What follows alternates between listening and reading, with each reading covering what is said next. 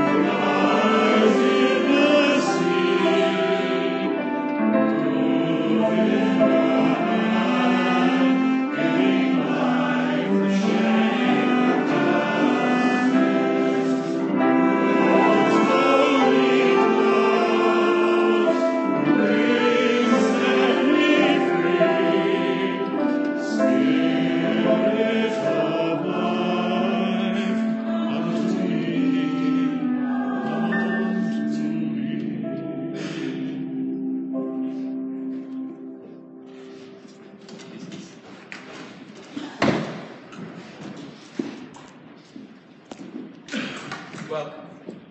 Welcome to a radically inclusive community of faith, which means that it doesn't matter who you are or where you come from, you are welcome.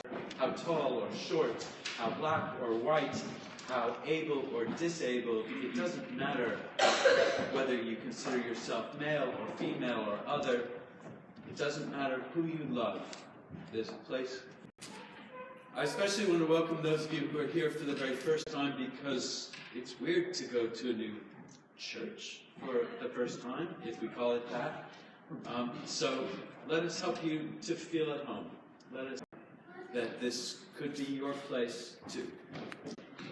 And for all of you, I hope that the next hour brings you something to think about, something that touches your heart, something that prods you just enough to make you uncomfortable enough to help you grow, because that is when we grow. Whoever you are not alone. You are welcome here. I'd like to invite now the children to come forward for the time for all ages. Hello. Comedy.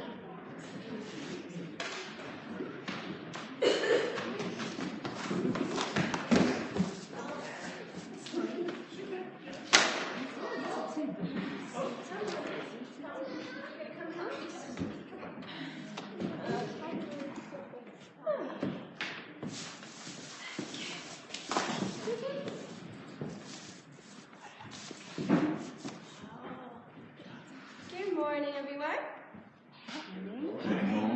H double L O. Thank you. Oh, what was it? It was spring in the meadow. and there was lots of grass. And every so often there was a little flower. There were lots of different kinds of flowers. There were daisies and there were roses, all sorts of different flowers. Sparrow had a little animal living in it, and it was that animal's responsibility to look after their flower. And all the flowers bloomed really well because every day the animals went down to the stream and they got a leaf and they filled it with water and they took it back to plant to water their flower. One day, Bunny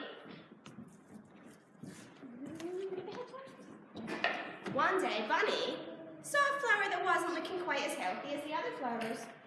It made him feel a bit sad, but he didn't know what to do about it because it wasn't his flower.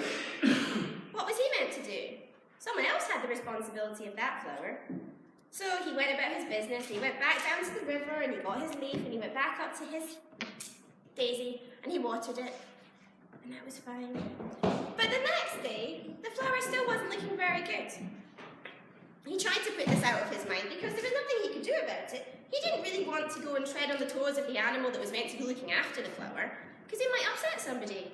So every day he went down to the river and got his little leaf of water, went back up, but it was looking more and more poorly.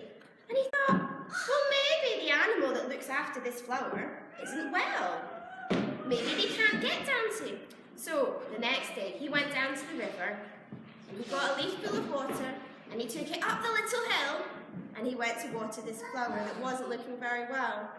And out came a grumpy, meant to be a hedgehog, but we have a squirrel. Oh, you badger. Badgers live underground. Do you want to be the badger? Okay, grumpy badger. Grumpy. What did the grumpy badger say, do you think? How dare you water my plant? Basically, how dare you water my plant? But you're not looking after it. The grumpy badger was quite sad because he felt quite lonely, but he was grumpy. And the rabbit went, well, this flower is not healthy and you're not looking after it properly. So I'm going to water it because it's not going to do anybody any harm. So every day, the rabbit made that extra journey down to the river, got the leaf and he went back. And every day the badger was really quite grumpy. But then the flower started to look a bit better. And the badger was a little bit less grumpy when he saw the rabbit every day. So every day the badger went down and got a leaf of water until the badger's flower was healthy and looked as happy. Quite so sad. And one day the badger went down to the river with the rabbit. Come on. And he got his own leaf and he took it back and watered his own plant. And it turns out the poor badger was just a bit lonely. Oh. So he didn't feel like going down to the river to get his water. And that's why his flower had suffered. But then all the flowers were fine for the whole of spring. And the rabbit and the badger were very good friends for the next year and the year after.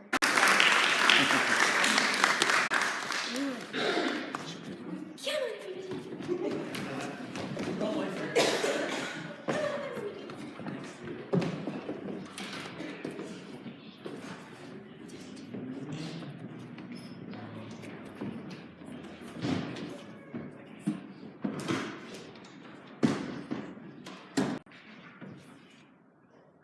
Readers, let's go.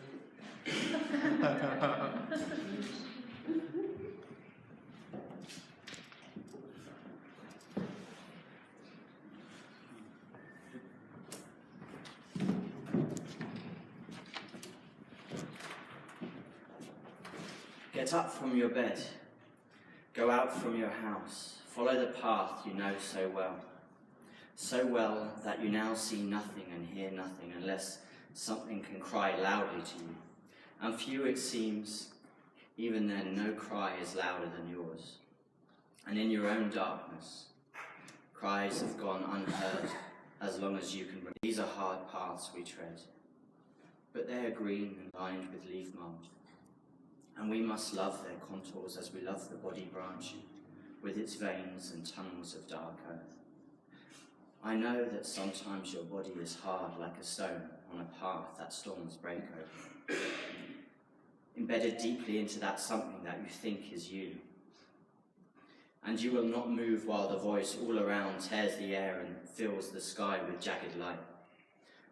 But sometimes, unawares, those sounds seem to descend as if kneeling down into you, and you listen, strangely caught, as the terrible voice, moving closer, halts, and in the silence, now arriving, whispers, "Get up. I depend on you utterly. Everything you need, you had the moment before you were born."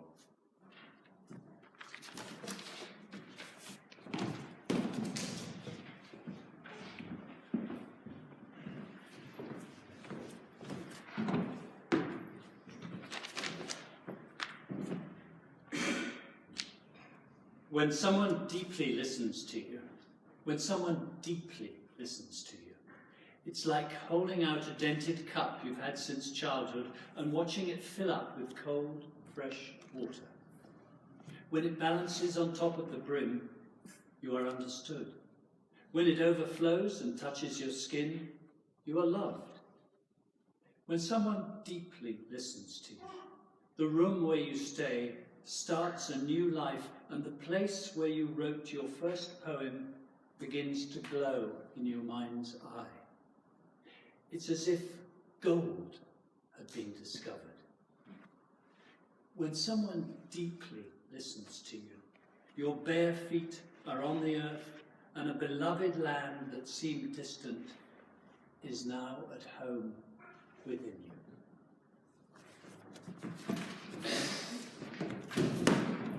Thank you, Dick. Thank you, Luke.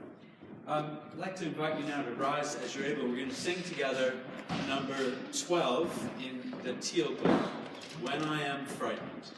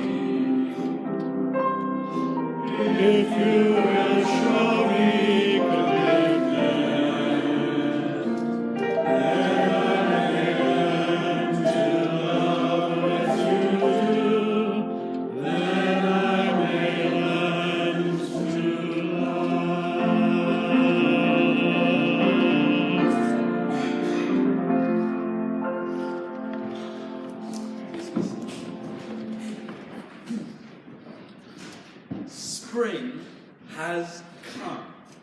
And it's not just that the vernal equinox has passed and winter has officially given away to the new season. We can see it all around us. The trees are suddenly covered in tender green young leaves. The late winter flowers, those harbingers of things to come, once looked out of place, bright explosions of color against a dead background of brown. No longer. The world is now very clearly and rapidly coming back to life. And this season, when the world of nature comes back, is an appropriate time to talk about how we too, at many times in our lives, seem to be all but dead. And then amazingly, mysteriously, wondrously, we find ourselves again coming back to life, stretching upward in the bright sunshine of relationship and beauty and love. So this will be our focus for the next 3 months, the ways in which we find recovery and healing, and the ways we find new life. And today we'll begin by considering acknowledgement and acceptance. So hear this story from the Buddhist canon. During the Buddha's time, there lived a young woman named Kisa Gotami. And she married very young and gave birth to a child who was her delight. And one day the baby fell sick, and soon after it died. Kisa Gotami loved her son so greatly she refused to believe that he was dead. She carried his body around her village, asking if there was anyone who could bring her son back to life. And the villagers all saw that the child was dead and that there was nothing that could be done. And they advised her, accept his death, make arrangements for the future. But in her terrible grief, she fell upon her knees, she clutched her son's body even closer, and she kept uttering for him to wake up, wake up. And finally, a village elder took pity on her and suggested that perhaps she should consult the great Buddha. Kisa Gotami, we cannot help you, but you should go to the Buddha. Maybe he can bring your son back to life. And she was so excited to hear those words. She immediately went to the Buddha's residence and pleaded for him to bring her son back to life. And the Buddha said, Kisa Gotami, I have a way to bring your son back to life. My Lord, she said, I will do anything to bring my son back. If that's the case, said the Buddha, then I need you to find me something. Bring me a mustard seed. But it must be taken from a house where no one residing in the house has ever lost a family member. Bring the seed back to me, and your son will come back to life. Having great faith in the Buddha's promise, Kisa Gotami went from house to house trying to find that mustard seed. And at the first house, a young woman offered her to give her several mustard seeds, as many as she likes. But when Kisa Gotami asked if she had ever lost a family member to death, the young woman said, oh, yes, her grandmother had died just a few months ago. So Kisa Gotami thanked the young, generous woman and explained why her mustard seeds wouldn't do. So she moved on to the second house, but a husband had died a few years before. She went to the third house where an uncle had been lost. The fourth house had lost an aunt. She kept moving from house to house, asking the question, but the answer was always the same. Every house had lost a family member to death. And Kisa Gotami finally came to realize that there is no one in the world who has never lost a family member to death. And she now understood that death is inevitable and a natural part of life. Putting aside her grief, at last she buried her son in the forest. She then returned to the Buddha and became his follower. Here ends our story. I've always been fascinated and touched, deeply touched by this story. The depth of Kisa Gotami's grief is moving. It's almost unbearable. And it hits me in a visceral way. And any of us who have children, or who are very close to children, can probably not help feeling that pain. The imagination of losing a child, the pain that this young mother felt, that she was so distraught that she couldn't even accept that her beloved child was dead. But the Buddha's response might seem a bit facile, not to mention a bit dishonest. He sends Kisa Gotami on a fool's errand, but that fruitless task educates her about the universality of death and of loss. And that changed everything. She became a follower of the Buddha, and according to Buddhist writings, she eventually achieved nirvana, became enlightened. But we all know that everybody dies. We all know that suffering is universal. We see people cry. We see the injured, we see the maimed, we see the suffering. So if we all know that suffering is universal, why has this become one of the best known stories of the Buddhist canon? Why does it feel so powerful? Why is this Buddhist answer significant? And remember that it's quite different than an answer that Kisa Gotami might have got in one of the Abrahamic faiths. Christianity and Islam might point to an afterlife, or to the notion that God somehow had a purpose for this child's death. Some in Christianity might even point to the value of suffering, which makes us more like Jesus. The Buddha's answer cannot be just about the fact of suffering, because that's too obvious to all of us. It's about something greater and something hard to describe, which is why it defies easy explanation. Some 20 years ago, I was newly attending a Unitarian Universalist congregation with my wife and my then toddler son in just outside Boston, Massachusetts. And I was still a fairly reluctant participant in Unitarianism. And I found myself then volunteered to help chaperone a wintertime teen retreat at a rustic retreat center somewhere far from the city. But as it was my wife volunteering me, and as, if you know her, you'll know that she's extremely persuasive, I eventually, reluctantly, said yes. And I did not want to be there. First of all, rustic. I don't do rustic. Really. I don't like cold. I don't like stiff mattresses. I don't like dirt, dirty communal kitchens. I don't like shared toilets.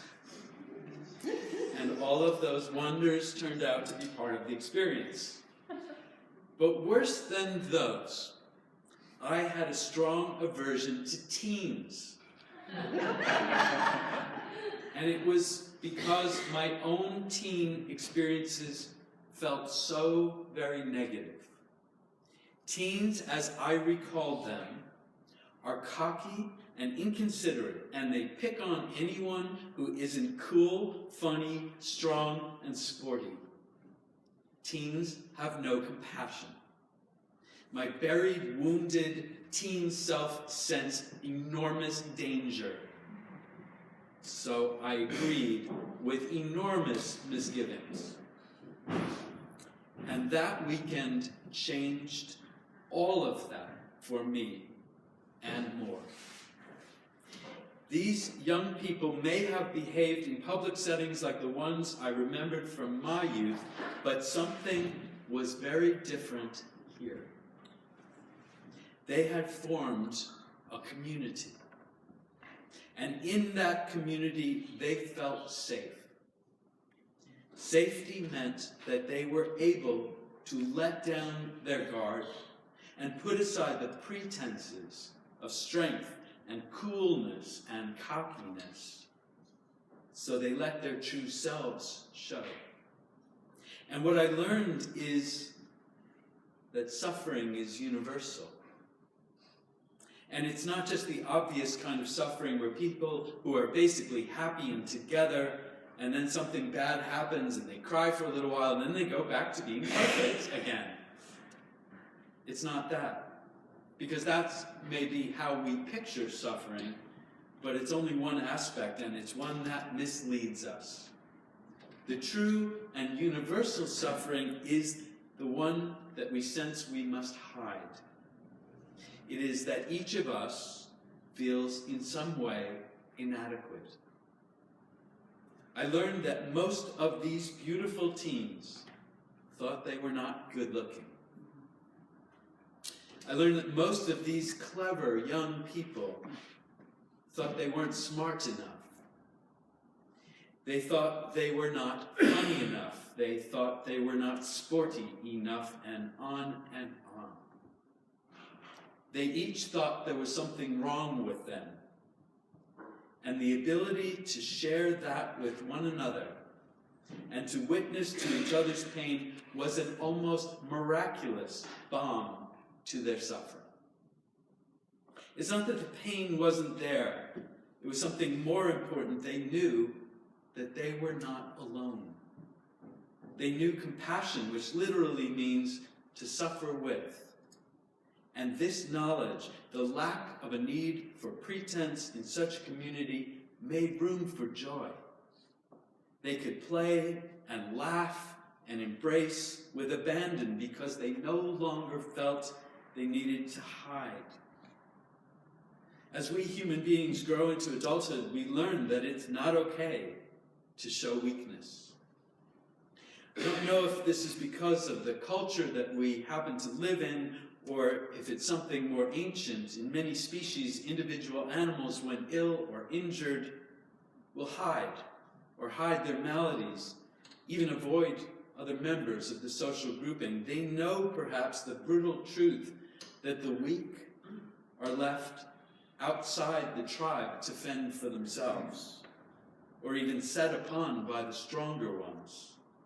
But if everyone hides their weakness, then we each come to think that we're the only one suffering, the only one who's flawed in a world of generally perfect and perfectly happy individuals. Knowing we are not alone in our suffering can come as a revelation. It can come as a surprising light of healing and comfort.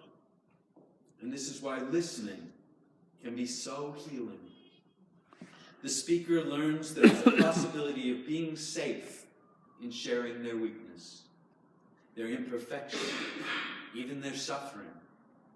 They speak and they are heard and not rejected from the tribe. And this makes it possible to accept and to know they are not alone. And the listener too is healed as they learn that their own private terrors are not theirs alone at all. At the beginning of every Sunday gathering, I said that you are welcome here. And I insist that whoever you are not alone. We all need to hear this message. We all need to know this. This knowing brings relief, and it changes everything. It does so because we together are the answer to our woes. Together, open and unguarded, we can begin to hold and heal one another. And this makes room for real joy and real wonder and real connection and real compassion and real love. Not just the kind that we wear like a mask, but the deeply felt, no-holds-barred ecstasy of living. Before I close, I'd like to ask you some of the questions that the youth asked one another that weekend so long ago. So please raise your hand if you have not felt you were not smart enough. If you've not felt ever that you were not smart enough. Sorry for the negatives. We're not smart enough to understand. Yeah, see? Like that. Raise your hand if you have never felt you were not physically attractive enough. Wait, never or? Raise your hand if you have never felt that you were not attractive enough. Right? So basically, you're raising your hand if you've always felt attractive enough. Raise your hand if questions about not raising your hand never confused you. Okay, raise your hand if you've never felt, I'm not funny enough. Just kidding. Raise your hand if you've never felt lonely. Raise your hand if you've never felt unlovable. Raise your hand if you've never felt like you didn't belong. And if you've never been in terrible pain. Whoever you are welcome here. Whoever you are not alone. We're going to have a short time of silence to use for reflection, for meditation, and then you'll hear the music, number 1031 in the Teal book, Filled with Loving Kindness. Okay, so when you hear the music, we can remain seated for singing. So you might want to get your book ready. Then we'll have some silence, and when you hear the music, then we'll get to the singing.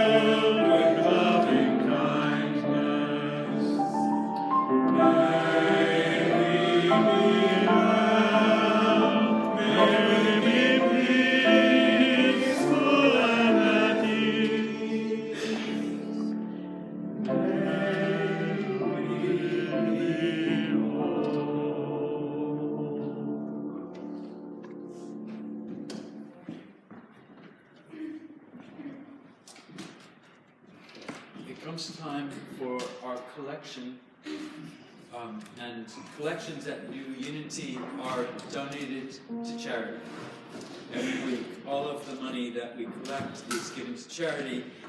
For this month, we are supporting a charity called Team Up, and Megan, sitting in the back, is a part of that charity, but I don't know if you want to introduce it today or wait for a different day. I'd actually like to see a Okay. Yeah. Okay. So if you're curious before that, go to Megan. She's right back there. And she will tell you great things. Yeah, okay. So we are small business and we get students to, most students at universities, and go to local schools and volunteer to tutor kids in English and maths who come from low income backgrounds who don't be able to afford any kind of external help in their own family environments. We're based in Thank you. So, an amazing cause, amazing work. Please give generously. And there'll also be 2 clipboards circulating. One so you can get on the email list if you're not on the email list, and the other so that you can help at a Sunday morning with welcoming, with flowers, or with tea and coffee. And if you sign up, and if you've never signed up before, put your email address too, so you will receive complete digital instructions on exactly what to do, so you won't be left not knowing.